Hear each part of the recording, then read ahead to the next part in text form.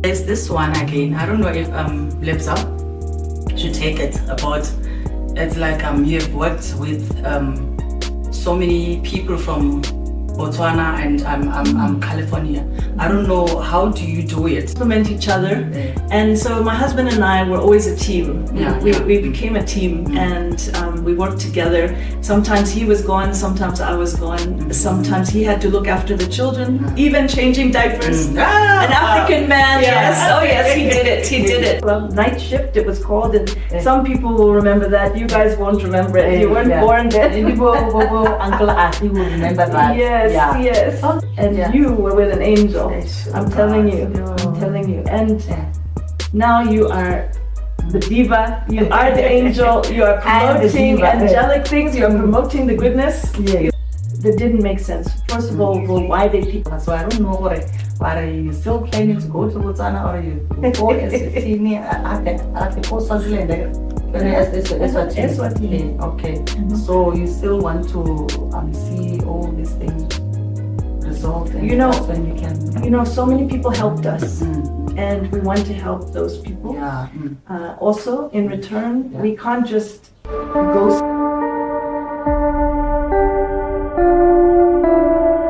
Welcome to Spilling Tea with BotsDiva, an African diva. The woman with voice by definition. Spilling Tea with BotsDiva Podcast. It's a controversial podcast that will satisfy your curiosity by discussing real-life controversies for people living in the limelight. And welcome to Spilling Tea with BotsDiva, an African diva, the woman with voice by definition. Today in the studio we have a beautiful lady that I respect. But before we start our interview, I'm going to ask her if she's going to spill it or sip it. We're going to toast because now people babata bitsogore ditaba di tswa mo go manga tsone. Ga ra tsona gore re di bone mo social media, re tshwanetse gore re lutle ka. So It's one of my greatest fears.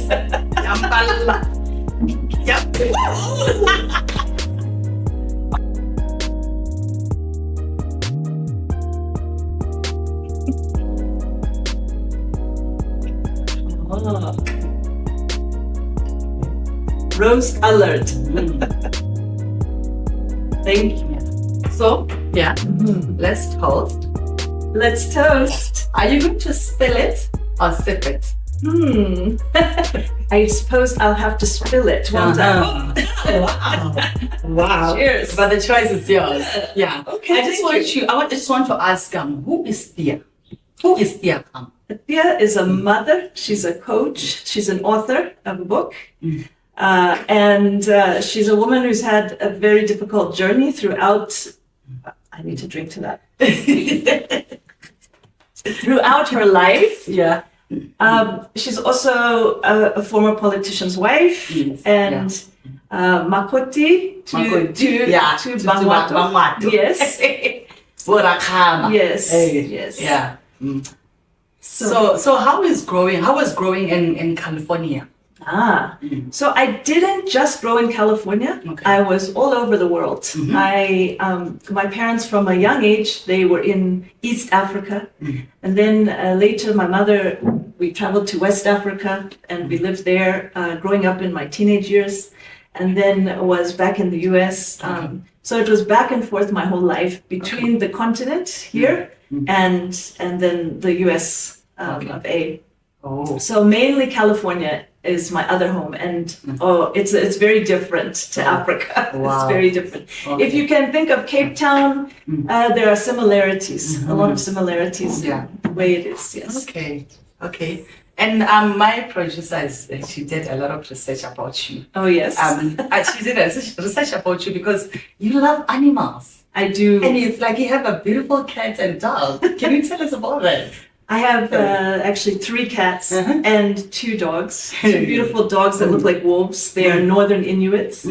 I'm a conservationist at heart. You know, I was the ambassador for the Global March for Elephant, Rhino, and Lion for many years, and grew that march in Botswana. and basically tried to teach young people about conservation and conservation principles and environmental principles. Yeah. Okay. There's this one again. I don't know if Lebza should take it about. It's like you've worked with so many people from Botswana and California. I don't know, how do you do it when you have family and you traveling? Yeah. So, it's like we've always had businesses, my husband and I. Yeah. So for 19 years, I had a gym called the Energym in Botswana. Yeah. And we grew it from a tiny little room in one house to a big gym, the biggest gym in the city of Gaborone. Yes. And,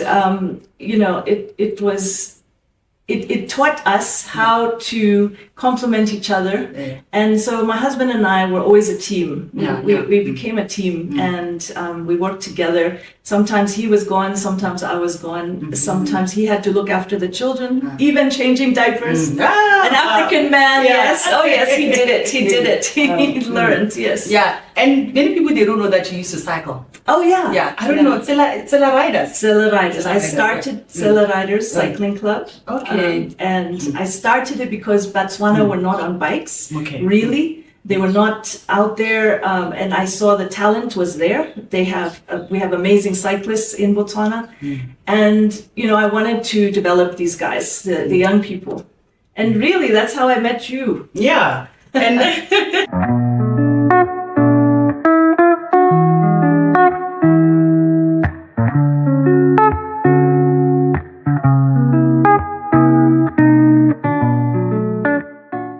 I just want to know, is the book Rough Diamond? Yes. What inspired you to start writing about Rough Diamond? What Rough Diamond is what? It's a memoir piece. Oh. It's about my life before becoming a Khama. Okay. And it's really up to the time when I had children, before we got married. Okay. Yes. Oh. And so it was the hardships that I went through, and it's also my story of adoption. So I was adopted. I was adopted. I also found my family eventually when I was 21. Oh yeah. And so it tells that story and everything in between. So there's also a lot of time in Africa, spent in Africa, because my parents were moving back and forth, and they had jobs in different parts of the world, in Africa. And how is it going? Like, is it in the market? Are you? How's the book going? Yes. So the book, I've stopped promoting it for the last year or so. Actually 2 years since I was in self-imposed exile in South Africa and Eswatini. Okay. So since then, I have stopped promoting it, but I'm going to do a second edition. Okay. That's the next part. There were a few mistakes here and there, just small things that I want to correct and restart. Okay. And I will be promoting it again. However, there is a sequel, and there are other books coming. I'm writing a coaching book at the moment. Okay. It's kind of on different parts of consciousness and how we discern those in our life and how we work with that to better our lives, right? Yeah. Okay. Why were you self-exiled? Why self-exiled? Yes. That's a story, a political story that's happening as we speak. It's still going on. In Botswana, my husband was a minister. My husband's father was the first president of Botswana, and my husband's older brother is the former president, Lieutenant General Thea Khama, Ian Khama. And I must add, doctor. He's got doctor to the title. Yes. So, he was having there was an issue between him and Masisi, the former president of Botswana, and we somehow got caught up in the middle of it, and we were targeted, we were persecuted. I was picked up. My husband was picked up. His twin brother was picked up. We were taken for questioning. We were taken to police cells, really terrible conditions for me.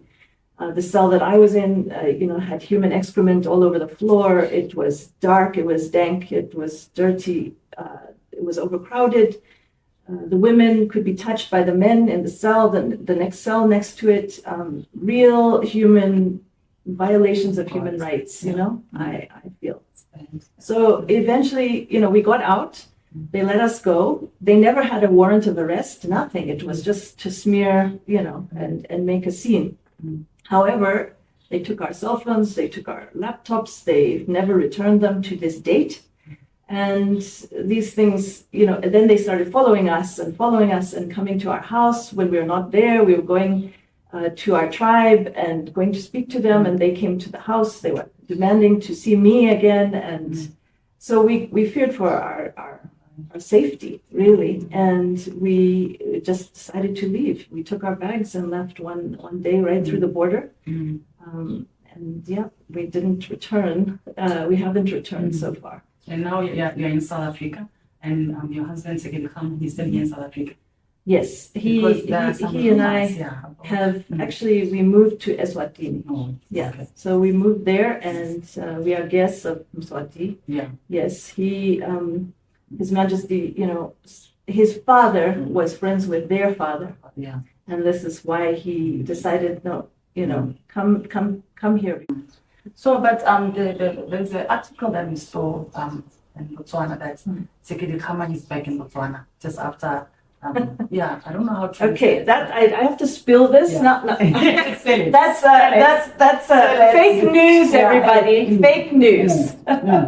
So Thea Khama never went to Botswana, like. Thea Khama never went to Botswana. He hasn't gone there because they had said that they had a warrant of arrest. He also felt that it was not at the time right now. Yeah. Duma Boko has just come into office. Yes. We feel that we need to allow him the space and the time to settle things. And once he's settled and he's been in office for a little while, let us then come. I don't want to take away any of the magic from him, number one. And number two, we need to be cleared of any wrongdoing of any kind of thing like that in Botswana before we decide to come back there. Yeah. Once burned, you're going to be shy to come back in, and you don't want a situation where there's still something out there. They have something to try and grab you. I'm not saying that we've done anything wrong. Yeah. But you want to. I want to be assured, that everything's really okay. But the former president Thea Khama went back to Botswana, I think, a month before the elections. He was brave because he was also involved in this scandal. Yes. So can you explain to us, like, how did he go back? Yes. How he went back, he was very sneaky about how he went back. It's like they didn't know he was coming or how he was coming. Yeah. He had to play it safe like that. Of course, his life has been in danger. They attempted poisoning him 3 times. Oh my God. He documented that with people all around the world, and they know about it. There's huge dossier files, legal documents about this. Oh God.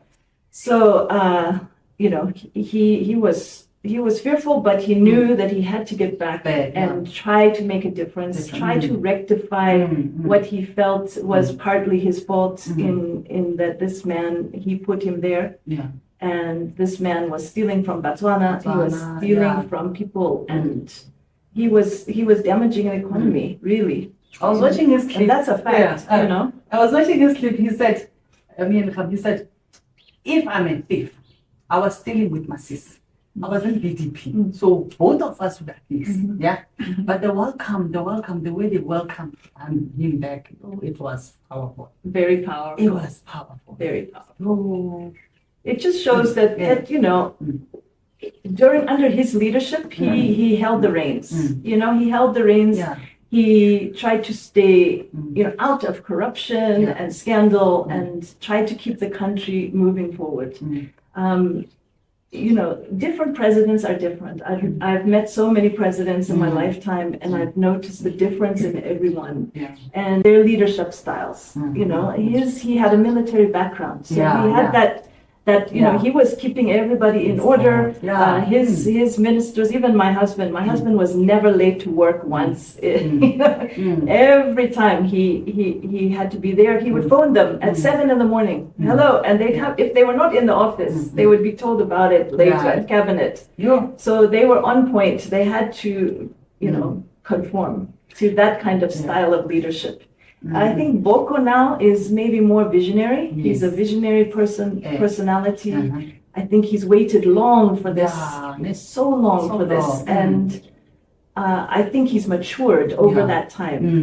I believe he's matured. True, you are right. Yes, because that time it's like he was still, a young boy, flashy, yes, and all of those things. But I really believe Botswana have brought in a new kind of leadership. And I'm very hopeful. Like after nearly 60 years. Yes. BDP, and now it's UDC. But how do you feel about all this? For me, it's not such a thing. But for my family, the family I'm married into, of course, they feel pain because their father started the party. He started the party. Imagine 58 years. They were part of it. They were raised up in those principles. And I think when my husband stepped away, he's the first minister to resign from BDP like that. And he did so because he didn't see the values and principles his father had instilled in the party, playing out in the people of the party. So those people, are what made up the party now. And they were not abiding by those principles. And he felt very alone in cabinet, And people, they don't know how your family and you guys are feeling now. They think that you are rejoicing. They think that you guys are happy because how Masisi treated you, and now Masisi is lost. And because they said, so Thea Khama decided to form a party, BPF. Yes. BPF. And now Masisi has lost. They don't know that because of that 58 years of BDP, you guys are not happy. Yeah, it's like the legacy of their father has come to this. But really, in the long run, like what I've counseled and said always in the family is, it's not about that. His legacy was never about what's happening now, today. Even during Remo Hai's time and Masire, those.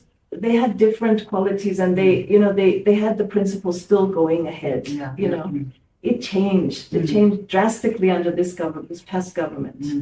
And I think Botswana was shocked, and they saw it. And I'm so proud of the country and the people for seeing it and taking charge and making a difference through their vote and peacefully. There was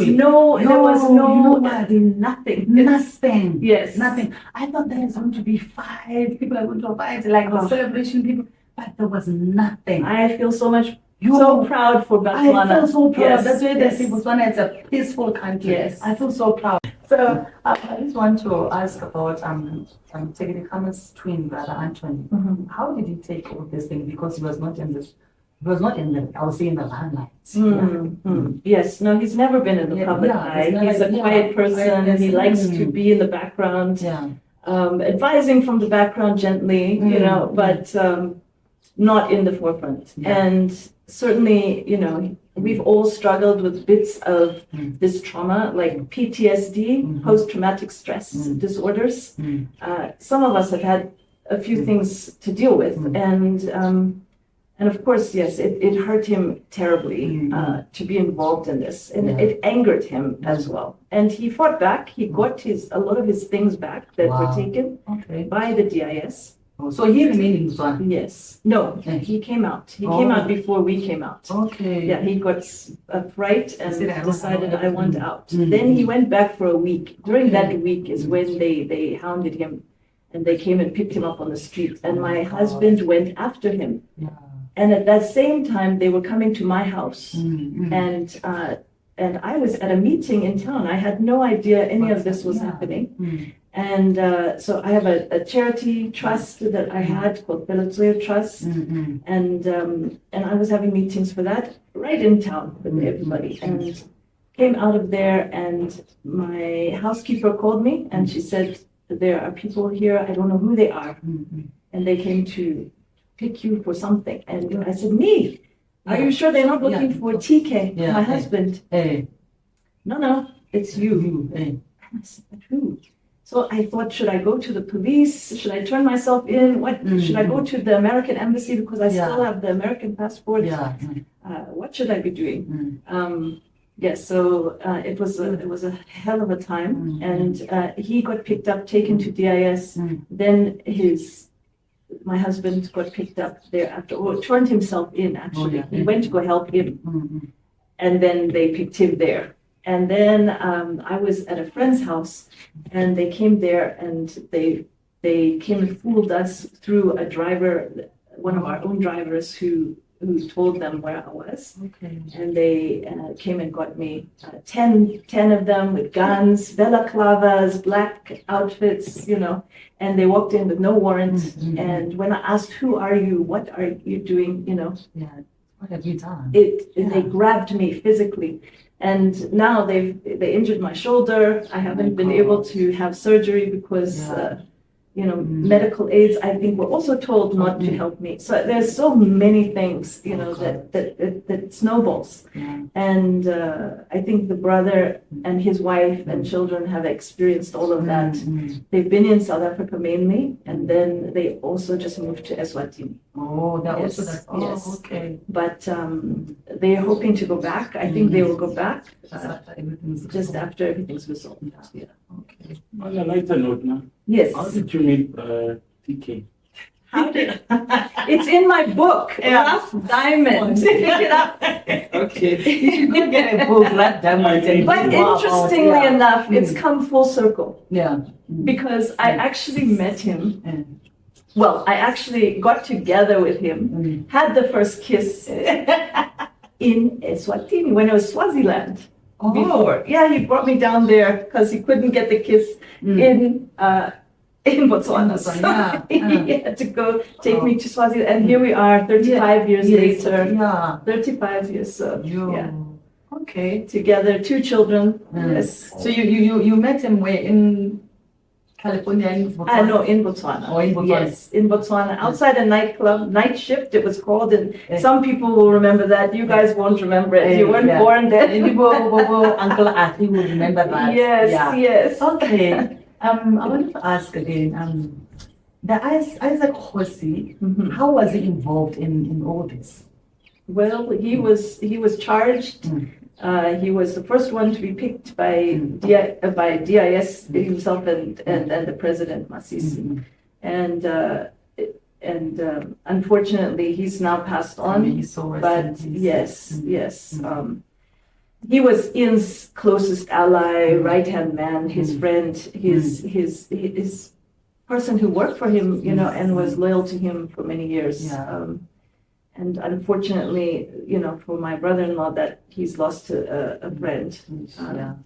He was head of DIS in Botswana before Mahosi. Mahosi. You're a very strong woman. If it was other women, you would have long left. You are powerful and you inspire a lot of people. I did leave for a little while, but not to leave my husband. No, I mean to leave your husband, but I don't want to be involved in this kind of thing. Yeah. As you all know that life is a journey, we all travel together. I traveled my journey and met hard obstacles that distracted my way. But I always try to overcome them by not doing what is wrong, not throwing myself more, study drugs or what. I'm looking back, 2006. 2006, it was bad. I met you 2006 or 2005. I think 2005. Yes. My fiance introduced me to you, and it was bad. That year I will never forget. And I just want to thank you today that I am in South Africa. I am successful. You play a big role in my life. You were there for me. You supported me. You said, Veronica, you lost your partner. You are going through hell. Why don't you just leave the country, go somewhere else and go and start afresh? Because you can't mourn now. You see how these people are harassing you. I nearly killed myself. It was bad, guys. It was bad because I remember when the police phoned you, I went to your house, you were bathing me and telling me that, Veronica, don't stress, everything's going to be fine. You gave me clothes and I didn't know. It was like a skeleton. It was bad. But you supported me. And I went, And I'm so proud of the woman you've become because I look here and I see you and I remember that young girl who was so hurt. She'd lost her boyfriend, her heart was broken and she didn't know what was next. They had plans, they had ideas of where they were going together as a couple, and the families were fighting over small things. I mean, when you think of it, the guy had hardly anything. He was a young cyclist, and he was a beautiful man, and everybody still remembers him. All the cyclists still remember that guy because he was a special person. He was an angel on earth. And you were with an angel. I'm telling you. And now you are the diva. You are the angel. You are promoting angelic things. You are promoting the goodness, of life. And he would be looking at you proudly now, and at me, and applauding us. It's life. But yes. You have come very far from what I can see. And the last time I saw it was 18 years ago. 18 years. 18 years. It's been a while. So I want to ask you, how do you feel about my sister, the former president of Botswana? Well, obviously, I feel that justice needs to be served. He needs to stand up to that. And his failings and what he did wrong to people. And there needs to be a public apology. I really believe for him to move forward as a former and be considered as somebody, he needs to make that public apology. And he needs to apologize to all those who he wronged or harmed or lied about or cheated. And there needs to be a reckoning. You can't just say, I know Boko, he said, we must hug him in our souls. Souls and forgive. And yes, we must forgive, we must move on, we must move ahead, and we must be peaceful about things. We don't want to be like he was. That's what the message I think Boko is showing. But, however, I do believe there needs to be a reckoning. And of course, God will make it happen whether we do or not. But I think as people, we need that from him. I certainly would like to have it from him. Me too, same here. Yes, I have one more question. How did you feel when they dismissed your compensation claim? I felt very hurt. Number one, because they lied in everything that they said. They said, just silly things like, that didn't make sense. First of all, why they picked me up in the first place.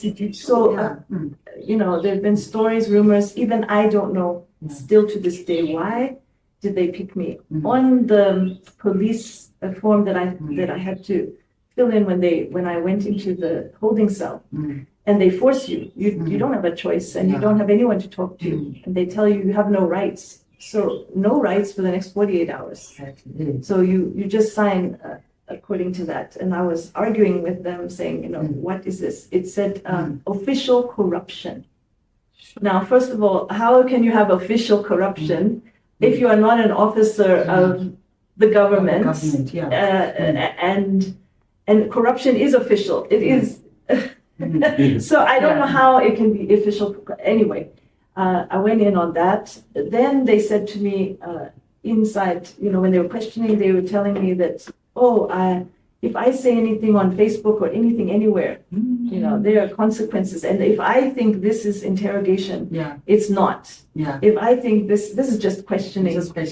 But if I want to know what interrogation is like, I should just speak about anything. Yes. So I did go quiet. They were blackmailing you. Yes. And then they said that I stole a plane. They were trying to get me to say, that I somehow stole a plane. I somehow had involvement with a plane somewhere. You? Yes, me. And that I somehow procured this aircraft for my husband's ministry. These were things that they were trying to Yeah. say, and they said they had evidence. Well, where is the Where is evidence the evidence? today? Why you don't take us to Yeah, court? Report us. exactly. Hey. Then do that, Anyhow, they let me go and they never, nothing again. But then they dismissed my claims also, saying they have the right to do this. Now I believe they don't have that right, They but don't. I didn't know this. Mm. Next thing, my lawyer Mm. disappears and goes to them. She's now working. She said she has conflict of interest. She has to work for them. So at that same time, I just gave up. I said, you know what, Yeah. fine, have it. Mm. God will see Yeah. what happens next, That.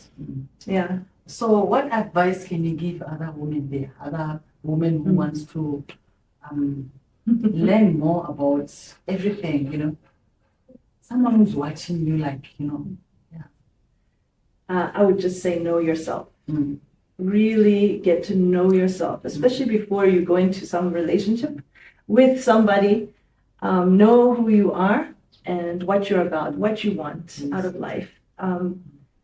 When you can respect yourself, then others will respect you. And, that's how it was in the cell with me. Yeah. I got to know, I made friends in the cell with people who were also waiting there. And, we worked together in the cell to keep each other warm and all these things and to comfort one another. I didn't know these people and they didn't know me. Yeah. And we are different skin colors and we are different ages. And we are different in so many ways. But, it doesn't matter. Our souls are the same. It doesn't matter. We have that connectivity. And I would just say know yourself. Yeah, true. Okay, thank you. Thank you so much for coming here. Thank you and lekamuso. So ware umuwato ake. Umuwato so kaleboga. So I don't know ware you still planning to go to Botswana or you go as Swaziland? Okay. So you still want to see all these things resolved, and that's when you can. So many people helped us, and we want to help those people. Yeah. Also, in return, we can't just go somewhere, be helped, be aided, and then we don't give something back.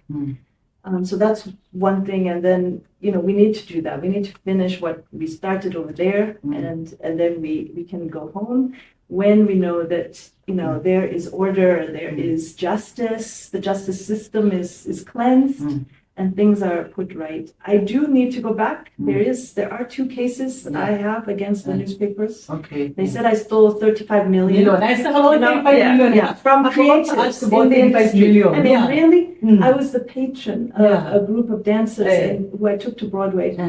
Masisi himself signed off on it. He knew I was going on the trip. Yes. And, I didn't take any money from them. That I can say, and I can prove it. So if they want to say such things, so they should know what they're saying. And there's another newspaper as well, and they were also saying that no, I was part of my husband's ministry events, which was never true. I never was part of any event there. So yeah, if somebody wants to work with you, like maybe from Botswana, to join you in a certain business, they want to come up with some business, would you assist or help them? Definitely, if it's to do with helping people, especially in coaching and mentoring of youth. Because and creatives, anything creative, I love the creative industry. That's my favorite. But I like working with people to help them have easier lives. And adoptees like me. People who have been orphaned or they are adopted. Yes. Okay, I think. Can I ask, how did you find your parents? What was the process of that? You have to go get the book, Rough Diamonds. Okay. So the story of my adoption. That's your new book. Can I sign one? Yes. I need a signed one. Okay. I will send you one. Yes. Thank you so much. Thank you. Thank you. It's Spilling Tea with BotsDiva Podcast. Please don't forget to subscribe, like, and comment. Ciao. Bye.